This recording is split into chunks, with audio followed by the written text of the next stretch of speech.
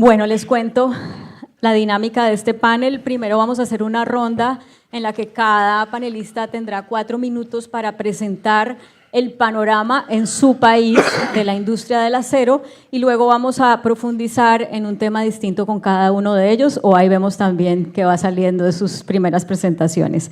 Le doy entonces primero la palabra a Philip para quienes necesiten usar el traductor simultáneo. Philip va a hablar en inglés, perdón, entonces por favor, si lo necesitan, pues sintonícenlo ya mismo. Bienvenido, adelante. Thank you very much. Currently, the U.S. steel situation is pretty good right now. The situation shows that our markets are stable and that the steel market is actually growing a bit in the United States in 2025. Apparent steel consumption in the U.S. has increased by 2% year over year through the first half of 2025, and steel production has increased by 1% through the first half of this year. The American steel industry, however, still has capacity utilization levels that are lower than we would like to see. They're currently around 77, 78%. Optimal capacity utilization, based on data from World Steel Dynamics, SMA, and others, is about 85%. And that's the rate we need to have a sustainable steel industry long term. Now, steel imports into the United States are decreasing. And of course, that is due to our trade policy and the tariff regimes that we have in place under President Trump. Also, our exports to other countries has declined as well. The steel imports into the United States have decreased by about 5.2%, and our exports abroad have decreased by about 16.4%. But overall, still a very stable market, a market that appears to be in good shape under the current trade policies that are in place. Now, right now, the U.S. is relying very heavily on the 232 national security tariffs. That should come as no surprise to anyone in this room. Right now, there's a 50% tariff on steel. There's also 232 tariffs on aluminum, copper, automobiles and automotive parts, as well as trucks and buses. And there is a new tariff in place called derivative tariffs, where these 50% tariffs have been extended to a number of steel-intensive derivative products. Now, in addition to that, we have tariffs that have been established on a country-by-country, product-by-product basis based on a very little-known rule in the United States called the International Emergency Economic Powers Act. This is also known as IEEPA for short. The IEEPA tariffs, however, are currently under review by the U.S. Supreme Court. Many businesses in the U.S. have challenged the legality of those tariffs, and quite frankly, the U.S. Supreme Court is asking the administration some very tough questions about the IEEPA tariffs. I'll talk a little more about this in our next intervention, but if the Supreme Court were to uphold these IEEPA tariffs, it would be a big win for President Trump, and it would result in a vast expansion of presidential power in the United States. If they strike down the tariffs, it could create chaos in the United States due to the fact that there would need to be refunds of these tariffs to various importers and small businesses. So with that, I think you find a U.S. market that is doing relatively well based on the Trump trade policies, which most industries support. There's some cautious optimism in the U.S., but there's always concerns in the U.S. if you're a steel industry executive that you could wake up one morning and go on Twitter, or X as they call it, and see something that is completely different than what you knew yesterday. And so we are always waiting, always checking, always seeing. And then I want to extend a personal thanks and gratitude to Alacero for inviting SMA. This is our first ever Alacero conference. We are very proud to be here. We appreciate the transparency of this group and the collaboration of the group, and we look forward to working with you. Thank you. Muchísimas gracias por mostrarnos este panorama. Ya tendremos una contrapregunta en la próxima ronda. Marcela. Bueno, buenos días a todos. Para mí es un honor estar aquí hoy compartiendo este panel. Aprovecho para darles la bienvenida a Cartagena de parte de la Cámara Colombiana de Productores de Acero. Efectivamente, estos últimos años han sido unos años bastante retadores para la industria del acero en Colombia. Han sido años marcados por una muy baja demanda en un escenario de precios artificialmente bajos como consecuencia de las importaciones de Rusia, de China, de Turquía, y con el agravante de que hemos tenido un importante incremento en los costos, tanto logísticos como los costos de los energéticos. Colombia venía creciendo muy bien, se recuperó muy bien después de la pandemia. En el año 2021-2022 tuvimos unos muy buenos crecimientos y unos muy buenos años para el sector siderúrgico, pero en el 2023 tuvimos una caída, el PIB del país creció al 0.7, ha sido el más bajo de este siglo, seguido del 2024 un 1.4, y este año que esperamos tener una recuperación y cerrar el PIB del crecimiento del país entre el 2.5 y el 2.6. Pero lo más complicado de esto, lo más grave de esto es que los dos sectores que más están presionando hacia abajo este crecimiento del país son el sector de la industria manufacturera, que obviamente es preocupante porque acentúa aún más el tema de la desindustrialización en Colombia, y el tema de la construcción. El PIB de la construcción es el PIB que más decrece en los últimos años. Y eso pues tiene que ver con la terminación de los programas de subsidios de vivienda de interés social y prioritario que venían jalonando mucho la construcción. También ha habido una incidencia importante de los altos costos. La verdad es que está muy costosa la plata en Colombia, y esto tiene que ver, las tasas de interés están muy altas como consecuencia de una inflación que no hemos logrado controlar. Este año vamos a cerrar por encima del 5% de inflación, que está muy distanciado de la tasa meta del Banco de la República, que es el 3%. Esto obviamente desincentiva a la gente a que quiere invertir en vivienda, y por otro lado pues ha habido una muy baja inversión en temas de infraestructura y en temas de obras civiles. En el tema de los precios hemos tenido también varios meses, más de 40 meses consecutivos con precios a la baja, y esto tiene que ver con las importaciones a precios de competencia desleal. Ahora hablábamos con las colegas que es imposible no hablar de China y no hablar de la consecuencia que tienen las importaciones de China en todos nuestros países, pero para Colombia además hemos tenido algo que nunca había pasado en la historia de Colombia, y es que nunca había entrado acero importado de Rusia como consecuencia de la guerra en Ucrania, y que obviamente los países europeos le cerraron las puertas a los productos rusos, pues empezaron a llegar a Colombia también a unos precios de competencia desleal. Y adicional a todo esto, a la baja demanda y al incremento, a los bajos precios de venta, pues hemos tenido un incremento importante en los costos, especialmente en los costos logísticos y en los costos de los energéticos, que han afectado mucho la estructura de costos para la producción del acero. Y esto pues tiene que ver con que tenemos una energía costosa. El kilovatio en Colombia está alrededor del 0.18, 0.19 dólares por kilovatio. Está muy por encima, estamos entre los 4 países con energía más cara de la región, y estamos viendo una coyuntura especial en los temas de gas. Estamos a puertas de un desabastecimiento de gas que obviamente pues, nos afecta muchísimo. Ha habido una muy poca exploración de gas en los últimos años. Estamos importando gas. Ya de por sí el gas en Colombia era costoso, estábamos alrededor de los 9 dólares por millón de BTU, mientras pues, vemos países como México, Estados Unidos, Argentina, que tienen precios más o menos alrededor de los 3.1, 3.5 dólares por millón de BTU.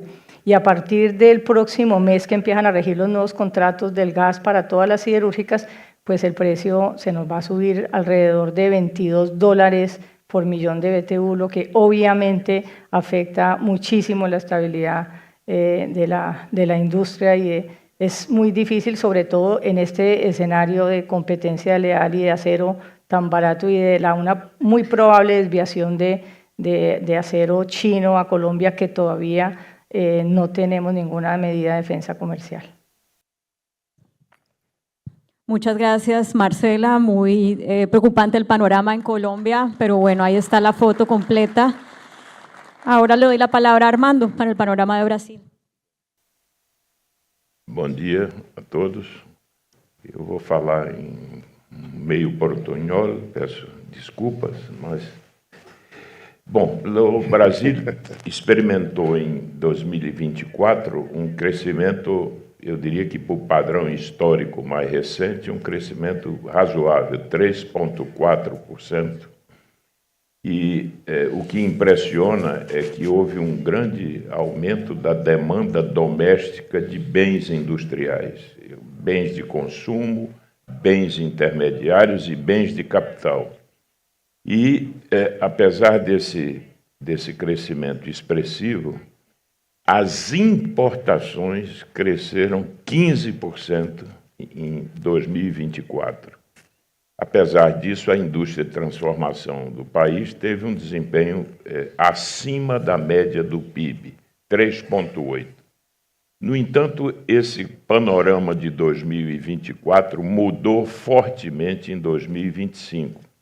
A economia brasileira está desacelerando, nós tivemos pressões inflacionárias e o governo respondeu a elas, elevando fortemente a taxa de juros, a taxa de interesse, e houve, portanto, arrefecimento da demanda doméstica, que crescia, da demanda de bens industriais, que crescia 6%, caiu a 2%.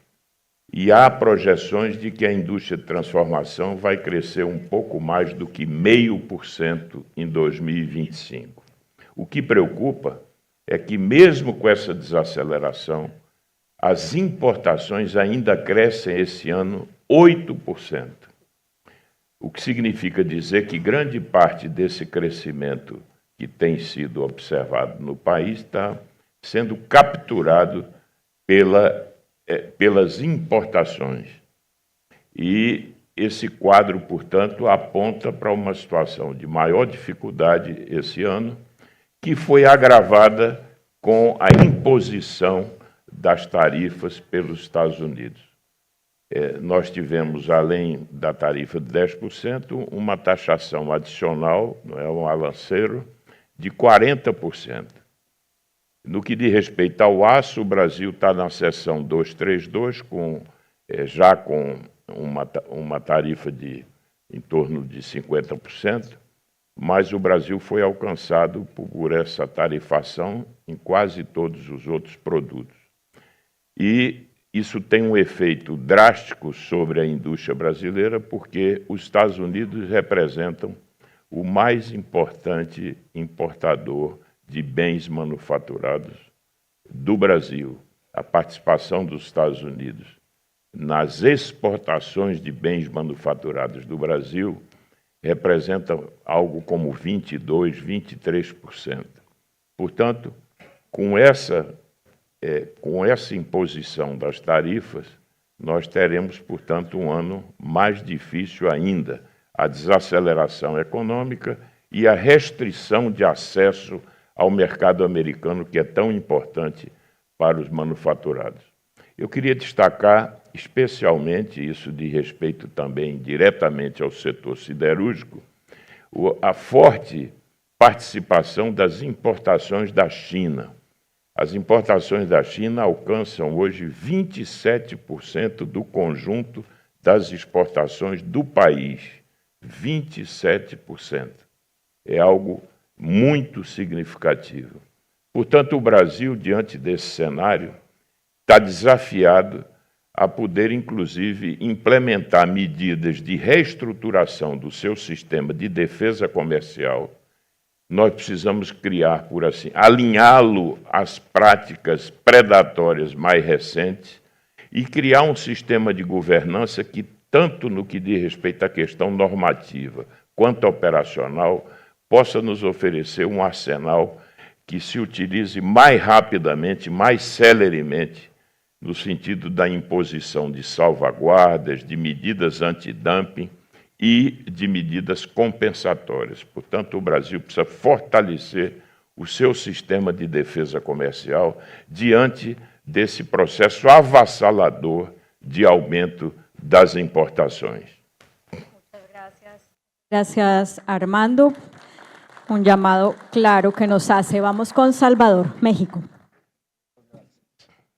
Se escucha, ¿verdad? Gracias, buen día a todos. Muchas gracias al Acero por la invitación.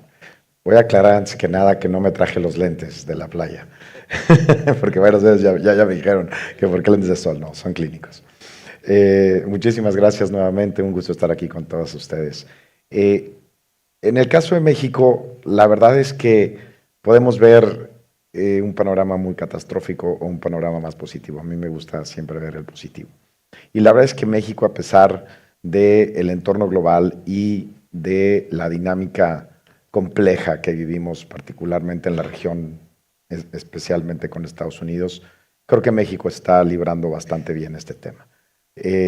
Dicho eso, estamos creciendo, una tasa baja, pero creciendo, al menos no estamos descreciendo. Tenemos muy controlado como país el tipo de cambio, tenemos tasas bajas, tenemos inversiones récord. Entonces, México está haciendo su parte y México está tratando de tomar políticas regionales que permitan defendernos contra el verdadero problema. Porque se nos olvida un poco, y estamos tan metidos en el tema de las tarifas y la 232, que ahora hablaré de ella, que se nos olvida que el problema central no es ese. El problema central es la sobrecapacidad mundial de acero que tenemos y que nos está llegando a toda Latinoamérica y que todos estamos invadidos por esa sobrecapacidad.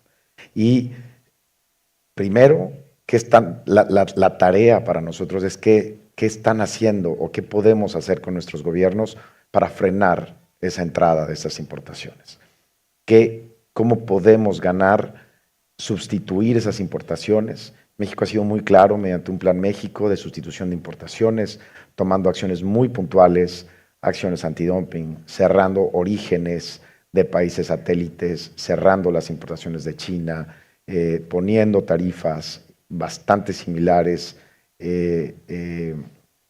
a las establecidas por Estados Unidos y Canadá dentro de las reglas del OMC, tomando controles en esquemas de excepción que permitían la entrada y salida libre de estos productos. Es decir, el primer paso es qué hacemos a la interna para defendernos de estas prácticas desleales, de esta sobrecapacidad, que tiene que buscar un espacio de donde llegar.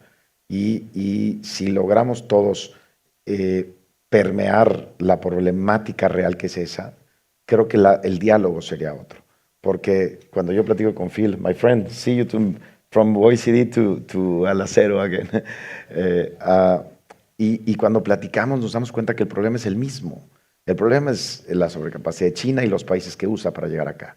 Ellos tienen que tomar una medida, cada país tiene que tomar una medida. Ahora bien, la 232, es inevitable que no hable de ella. La 232 para nosotros nos parece un tema dentro de un tratado de libre comercio que hoy tenemos, donde de facto, en el caso del acero, no tenemos un tratado de libre comercio. Estamos quedando fuera de un acuerdo comercial que beneficia a los tres países, en este caso a los dos países. Y cuando uno va al análisis, la 232 tiene una lógica de seguridad nacional. ¿Qué riesgo podría ser para la seguridad nacional de Estados Unidos que solo representamos el 1% del market share de Estados Unidos con nuestras exportaciones? Mientras que Estados Unidos tiene el 17% del market share de México en sus exportaciones. Es el principal exportador del mundo a México. Y muchas de esas exportaciones vienen a México porque ellos necesitan esa transformación, esos beneficios competitivos de México para luego regresar esos productos. Es decir, estamos realmente rompiendo las cadenas, estamos afectando a los socios comerciales que deberíamos estar pensando en regionalización, que deberíamos estar pensando en tarifas comunes contra el resto del mundo, deberíamos estar pensando en cómo como región, como Latinoamérica, en este caso, dentro del Tratado de Libre Comercio con Estados Unidos y Canadá, cómo como región tomamos medidas conjuntas, reglas de origen más estrictas, cierre contra China, porque el problema no está en los productos siderúrgicos. Las propias cifras de Estados Unidos indican que el 98% de los productos que van de México a Estados Unidos de acero son fundidos y colados en México. El problema está en las manufacturas y en las manufacturas que están trayendo productos asiáticos, ya sea de China o de otros productos. Por eso la 232 tiene toda esta parte de derivados.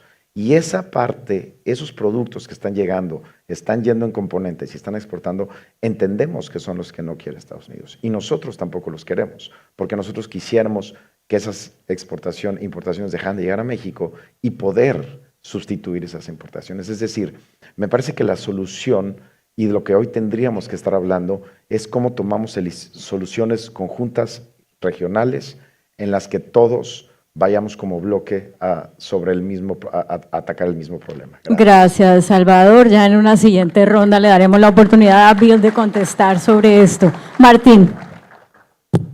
Buenos días, muchas gracias al Acero por la invitación. Bueno, para hablar de Argentina me parece que hay que ponernos en contexto de los últimos 15 años. Argentina hace 15 años que no crece, que no genera empleo, duplicamos el gasto público, tuvimos una inflación altísima. Hace un año ya y 8 meses asumió la nueva administración del presidente Milei, que está planteando un cambio de régimen económico, una normalización de la economía, basado básicamente en el orden fiscal y bajar la inflación. En esta etapa que estamos viviendo es un periodo en el cual la economía se contrajo, la producción industrial cayó un 10% con respecto al 2023, a pesar de haber pasado 15 años sin crecer. Así que estamos viviendo un proceso de transición en el cual el empresariado quiere esta nueva etapa, pero seguimos conviviendo con todas las distorsiones del pasado, los altos impuestos, la rigidez laboral, y por otro lado también la situación de transición microeconómica muy compleja porque, sobre todo en los últimos meses, por la misma volatilidad de las elecciones, subieron las tasas de interés casi al 75%, y eso hizo que la economía de alguna manera se frenara fuertemente. Así que en el corto plazo estamos esperando que se reactive la economía, pero para el 2026 estamos con expectativa de poder hacer reformas estructurales en nuestro país que modifiquen el costo argentino, ¿no? Que esto es lo que le decimos a todas las distorsiones que se fueron acumulando a través del tiempo en las cadenas de valor, ¿no? Tenemos problemas logísticos, problemas laborales, problemas de formación técnica, impositivos. Todo eso hace que la Argentina, por ejemplo, con respecto a Brasil o México, esté entre un 15 y un 20% más caro, ¿no? Entonces, el foco hoy de nuestro país es reactivar la economía y poner básicamente el foco en eso, en bajar el costo y empezar a trabajar en un cambio cultural. Nosotros desde la Unión Industrial estamos hablando de un nuevo contrato productivo, ¿no? que se base en la eficiencia, en la competitividad. El problema es que tenemos toda una clase empresaria argentina que se acostumbró a vivir en un proceso inflacionario, donde el empresario siempre está escapando para adelante, cubriendo quizás los problemas con precio y siempre buscando alguna solución para adelante y no mirando cómo mejorar la eficiencia interna.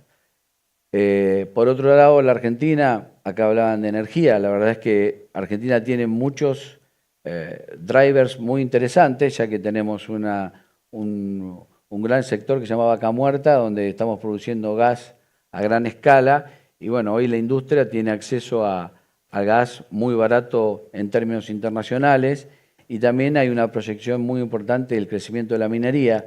Esto puede ser también para nuestro país un gran generador de dólares para poder sostener el orden macroeconómico, ¿no? que es fundamental para nuestro país con una inflación promedio de los últimos años de 40 a 50 puntos. Recién Mi colega de Colombia hablaba de 5% de inflación, para nosotros sería un objetivo Fabuloso. genial. Sí, sí, sí.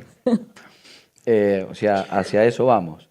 Pero bueno, el desafío que tenemos justamente en la Argentina, y lo venimos planteando con el gobierno, es, como frase de cabecera, es que nos nivele la cancha, ¿no? O sea, tratar de bajar los costos internos para poder competir con el mundo, aunque entiendo también que China es otro partido, es algo que, bueno, vamos a seguir conversando ahora, pero creo que, bueno, China hay que poner la lupa a cómo se comporta a nivel global, porque, bueno, entendemos sobre todo que hay una competencia desleal, sobre todo, yo diría, en casi todas las ramas de la industria, lo podemos ver desde, bueno, del acero hasta, yo como presidente de la Unión Industrial lo veo en todos los sectores.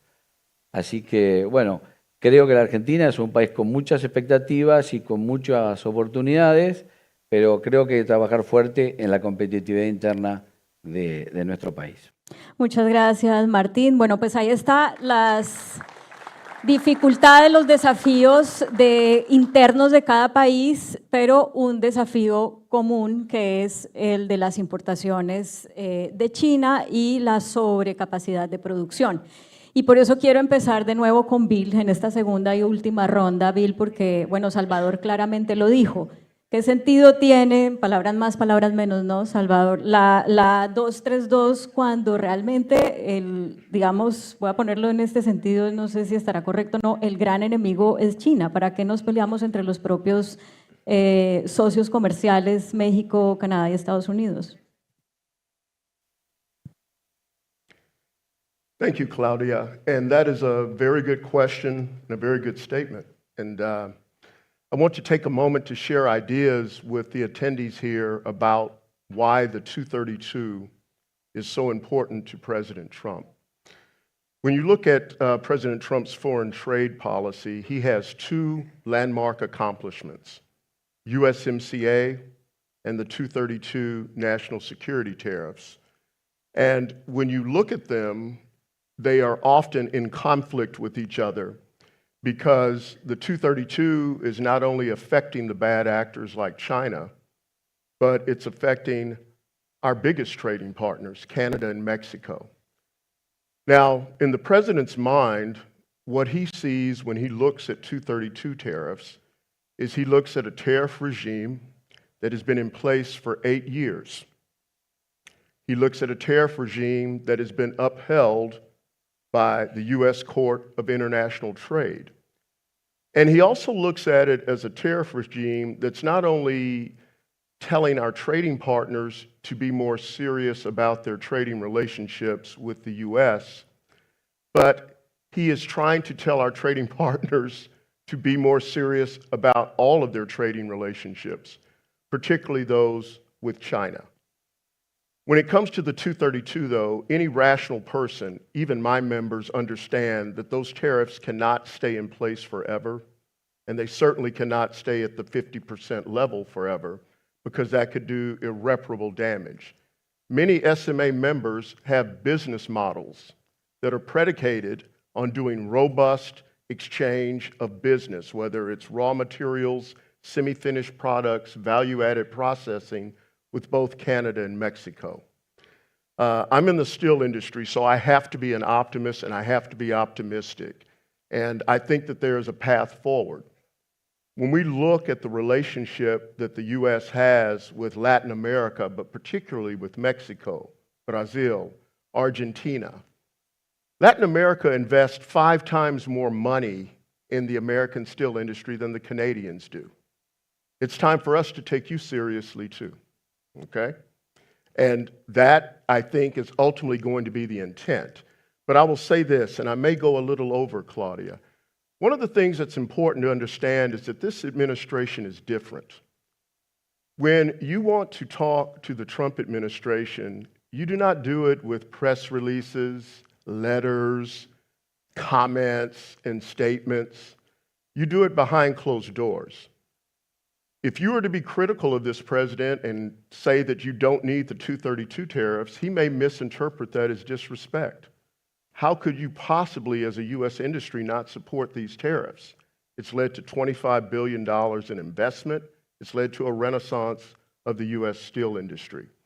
So I think that we can get there. I think that there's a pathway. When we look at all of the things that we really agree on, I think that we can get there. And also, as I will close with this, when we look at the pages of history, if you remember when the USMCA first started, that was originally a bilateral deal with the U.S. and Mexico. We brought Canada in later. So do not be surprised if there might be unique pathways to get this done, to get the 232s reduced and ultimately eliminated on the North American region. Muchas gracias, Philip. Le voy a dar la palabra a Salvador, que fue el que puso el tema sobre la mesa, a ver si hay comentarios al respecto y sobre todo en el marco de la nueva negociación del tratado. Sí, muchas gracias. Thank you, Phil. La verdad es que, como bien lo decía Phil, hay muchos temas en los que podemos aterrizar de forma común. Claramente, ahora que se da esta negociación del tratado, hay muchos temas en los que vamos a poder trabajar conjuntamente. Tarifas comunes regionales, un meltdown para la región, lo que se comercializa en la región, reglas de origen mucho más estrictas para que el acero indirecto no pueda llegar a la región, simplemente tener una transformación y quedarse, colaboración entre las aduanas, transparencia en la información. Entonces, todo esto nos va a permitir, como bien lo decía Phil, tomar acciones mucho más serias en el tema. Me parece que México las está tomando, me parece que México está tomando esto de forma muy seria. México ya está implementando acciones muy claras en el tema. Ahí las tienes, nosotros les llamamos aranceles a las tarifas, ya los tienes en proceso, tienes un control mucho más estricto en diferentes esquemas que permiten la entrada de productos libremente, les llamamos esquemas temporales, mayores controles, inclusive la posible desaparición de los mismos. Tienes los casos antidumping, tienes una operación establecida por el gobierno mexicano que le llamaron Operación Limpieza para quitar todas estas empresas fantasmas que simplemente, traders que simplemente importaban y no tenían ningún objetivo más que usar a México para llegar a la región. Entonces, yo coincido completamente con Phil en que es momento de tomar esto de una forma mucho más seria. México lo está haciendo, nuestro gobierno me parece que lo ha entendido y en las diferentes materias que está trabajando con Estados Unidos, no me corresponde hablar de las otras, pero en las tres particulares que ha establecido la agenda del presidente Trump, México ha sido muy serio en su respuesta y ahí están las acciones. Y particularmente hablando de trade, yo creo que vamos por un muy buen camino en tomar acciones serias y para poder llegar a una negociación del tratado con puntos, como coincidimos Phil y yo, puntos que nos van a permitir de forma horizontal tener un landing sobre temas en comunes y a lo mejor y realmente llegar a una regionalización. Y efectivamente la vez pasada el USMCA actual primero fue bilateral y después llegó Canadá. Y eso nos muestra que México y Estados Unidos lograron tener acuerdos mucho más fáciles porque hay muchísimas más coincidencias que diferencias. Bueno, pues a ver si en el marco de esa visión optimista se concreta lo que le sirve a la industria y a todos los países. Muchas gracias, Salvador. Marcela, tú hiciste mucho énfasis pues, en la competencia desleal por las importaciones chinas y cuando uno es de un país como Colombia que produce solamente el 0,09% del acero del mundo y tiene un vecino como Brasil que produce el 1,8% y bueno, entre toda la región pues no es tan significativo frente al 56% de China. ¿Cómo ves tú que se puede crear una regionalización que haga a la región más fuerte frente a esas importaciones pues desleales? Bueno, sí, efectivamente, Claudia, Colombia es muy, muy chiquitico frente a todos ustedes gigantes, pero efectivamente creo que hay algo que podemos hacer. Colombia, nosotros los 5 siderúrgicos estamos en capacidad de abastecer la demanda interna, estamos trabajando el 64% solamente de nuestra capacidad instalada, y definitivamente también le estamos solicitando al gobierno que nos nivele la cancha, pero creo que hay algo que es bien importante y que creo que si tenemos un problema transversal en toda América Latina, hay un tema, y es que las medidas de defensa comercial, en el caso de Colombia y según lo que he oído conversando con los colegas, eso pasa en toda la región, las medidas de defensa comercial, los instrumentos de defensa comercial que tenemos son instrumentos que son obsoletos. En el caso de Colombia están regidos por una normatividad de los años 90 y no obedecen a la realidad de lo que está pasando en el mundo y al tamaño de las consecuencias que puede tener todo este tema de la sobrecapacidad asiática y la desviación de comercio. Vemos a todos los países del mundo tomando medidas, y entre más medidas toman en el mundo, pues más posibilidades de que vengan a inundarnos a nosotros de acero. Entonces yo creo que tenemos un reto, y es empezar a trabajar unidos en una normalización de esas herramientas, de esos instrumentos de defensa comercial que, como les decía, todo lo que son medidas antidumping, de salvaguardias, son medidas que no se ajustan a las necesidades que tiene la región para poder protegernos frente a China. Son medidas excepcionales, temporales. En el caso, por ejemplo, nuestro, y creo que en las otras regiones también pasa, que tardan entre 14 y 18 meses en que salga una medida de estas, mientras en el mundo entero pues se está moviendo más rápido y nos están haciendo pues que definitivamente perdamos agilidad en la protección de nuestra industria.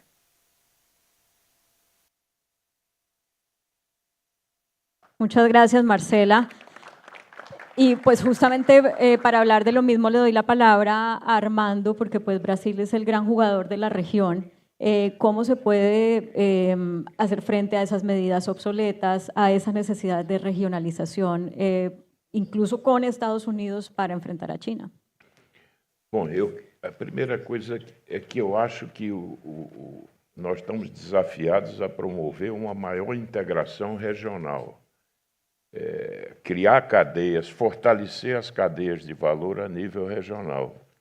Porque analisando, por exemplo, o nosso comércio intrarregional, ele está estagnado há praticamente 30 anos, ou seja, a participação do comércio intrarregional no conjunto das importações da América Latina é inferior a 20%. E, evidentemente, para promover uma maior integração regional, nós temos o desafio da infraestrutura, ou seja, de, por assim dizer, promover uma maior integração física.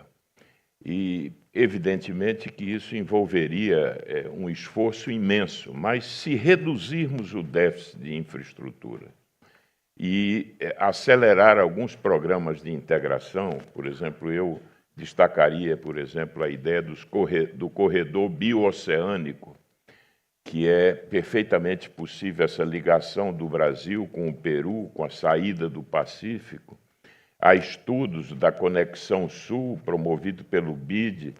Portanto, há sim possibilidade de investir nessa maior integração regional.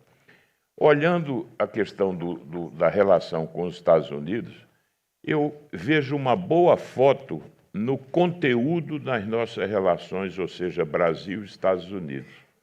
Quando eu já destaquei que grande parte, que os Estados Unidos são o destino mais importante das exportações de manufaturados do Brasil, quando analisamos por dentro dessas exportações, nós verificamos que 60% dessa corrente de comércio com os Estados Unidos é de bens intermediários, ou seja, a participação de bens de consumo final é muito pequena, o que significa dizer que há uma complementariedade importante.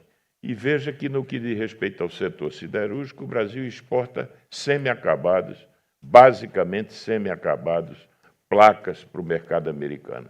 E, por outro lado, olhando o interesse dos Estados Unidos, excluindo o México, nós verificamos que a participação dos Estados Unidos no comércio da América Latina, excluído o México, vem declinando fortemente. Portanto, se os Estados Unidos querem relançar a sua presença na região, pode-se encontrar perfeitamente possibilidades de parceria inclusive com a incorporação de serviços técnicos mais sofisticados à produção na América do Sul.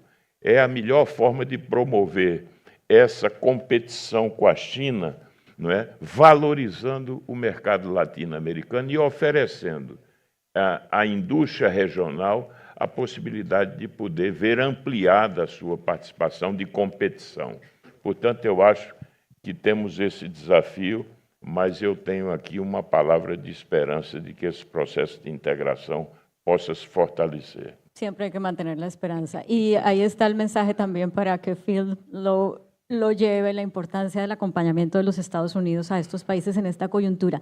Termino contigo, Martín, para decir que para que se produzca, o sea, para desarrollar esa infraestructura que permita la regionalización, pues se necesitan al interior de los países sectores fuertes, medidas del gobierno que ayuden a desarrollar la innovación en la industria del acero, bueno, todas estas cosas de las que ya han hablado ustedes acá.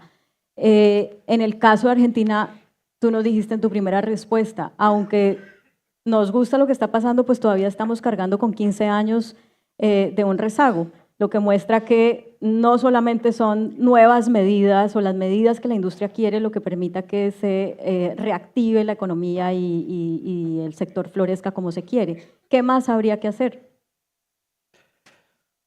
Bueno, creo que en la Argentina hay una agenda muy importante de transformaciones, como decía recién, con respecto a todo lo que es la competitividad, pero también vemos que con respecto a China es un tema complejo, ¿no? Y que hay que poner, como decía, el foco, porque, bueno, quería contarles una anécdota que me pasó con un proveedor de Argentina, digamos, un fabricante de materias primas, que se juntó con como aquí, con una conferencia internacional con un fabricante chino y le propuso ser distribuidor de los productos que en realidad eran competidores, pero no es que le propuso ser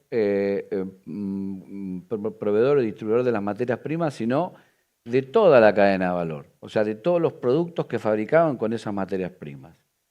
Y creo que ahí está lo central, porque no es un tema de acero. El problema de China es que quiere avanzar sobre todas las cadenas de valor, de acero, de plástico, de todas las materias primas. Y ahí es donde realmente hay un impacto muy fuerte y juega el tema geopolítico, ¿no? O sea, es como que ahí es donde China va a estar en todos los países proveyendo o siendo la industria del mundo. Y es donde me parece que todos los países tenemos que juntarnos, inclusive el empresariado. Nosotros desde la Unión Industrial estamos promoviendo el año que viene tener toda una agenda de trabajo con todos los países sudamericanos, porque creo que hay que poner ciertos límites a este avance tan fuerte, porque cuando uno ve ya en acero puntualmente, ya está en el 55% del mundo, pero no solamente en acero, en otras cadenas de valor.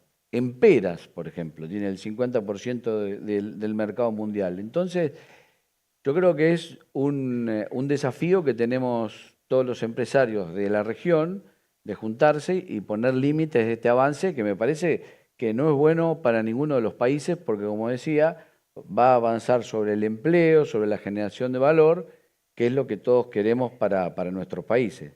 Por eso creo que hay que fijar una agenda para todo lo que es reglamentos técnicos, antidumping, bueno, todos los mecanismos para tener una competencia leal, y creo que, bueno, por lo menos China tiene la virtud de hacernos juntar y que Sudamérica esté más unida para competir y comerciar con el mundo. Así que eso es lo que veo positivo, digamos, que este tipo de tensiones nos lleve a tomar medidas y juntarnos todos los países.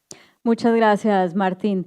Bueno, pues aquí están los elementos, los desafíos particulares de cada país, los desafíos comunes a todos los países con este gran jugador que es China. El 40% de las importaciones de acero a Latinoamérica pues vienen de China, pero hay otras importaciones, como lo mencionaba Marcela, las de Rusia, las de Turquía. Los desafíos son enormes, pero con esto que ustedes nos han dicho y sobre todo destaco con una mirada optimista a pesar de los retos, pues creo que este es un gran espacio para poder conversar, llegar a acuerdos y avanzar en esa regionalización. Entonces, Martín, Salvador, Armando, Marcela, Phil, muchísimas gracias por lo que nos han traído aquí a la conversación. Por favor, un aplauso para todos ellos.